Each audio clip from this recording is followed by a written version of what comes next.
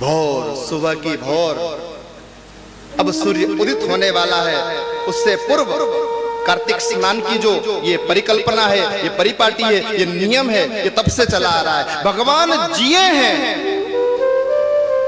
उन नियमों को जो शास्त्र में है, तब वो नियम प्रतिपादित होकर आप हम लोगों के पास आए हैं। धीरे धीरे परंपराओं का ह्रास होता जा रहा है।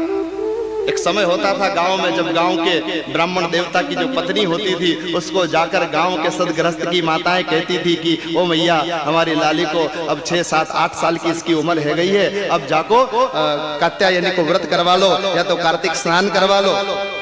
तो वो ब्राह्मणी भोर में 3, 3:30 बजे उठ करके इस ठंड के समय में, कार्तिक मास में घर घर जाकर के उन कन्याओं को एकत्रित करती थी और सूर्य उदित हो उससे पहले उनको स्नान करवाती थी और मां पार्वती का ध्यान पूजन, महादेव का मंदिर हो वहां ले जाकर करवाती थी।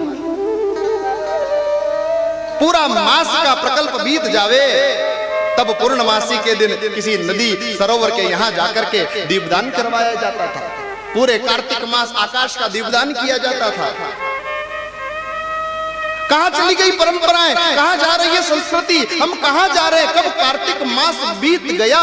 किसी कॉन्वेंट स्कूल में पढ़ने वाले बच्चे को कहो कि कार्तिक महीने में दीपदान कर, क्या करेगा? उसको खबर ही नहीं कार्तिक महीना किसे कहते हैं, किसे मार्गशीर्ष कहते हैं, किसे चैत्र। आप अपने बच्चों को टेबल याद करवाओ, काउंटिंग याद करवाओ, जनवरी फरवरी याद करवाओ, मुझे कोई आपत्ति नहीं। आप कथा में आए हो, इसलिए मेरा हाथ जोड़ के निवेदन है, आपका बच्चा जब 8-9 साल का हो जाए, उसको अपने भारतीय हिंदी जो महीने हैं उनका नाम याद करवाओ। कब आते हैं, किसके बाद कौन सा माह याद आता है, थोड़ी संस्कृति से जोड़ो, मंदिर ले जाओ, साधु संतों से मिलवाओ, ब्राह्मणों के चरण छूना सिखाओ, गौ माता का गोबर कैसे उठाते हैं ये सिखाओ, बड़ों से बात कैसे करते हैं ये सिखाओ।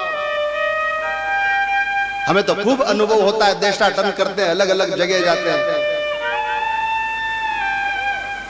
घरों में जाते हैं, बच्चे को कहते बोले प्रणाम कर बाबूजी आए, ए नाना प्रणाम कर बाबूजी आए, नानो यूं हाथ कर, नहीं यूं हाल बेहतर करे, हिकायो तो है ही नहीं, पहला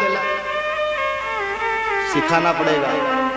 माँ की जिम्मेदारी है, पिता की जिम्मेदारी है। खाली पैसा कमा करके घर परिवार का पालन करने भर से परिपालन नहीं हो जाएगा, संस्कारों का सिंचन करना होगा।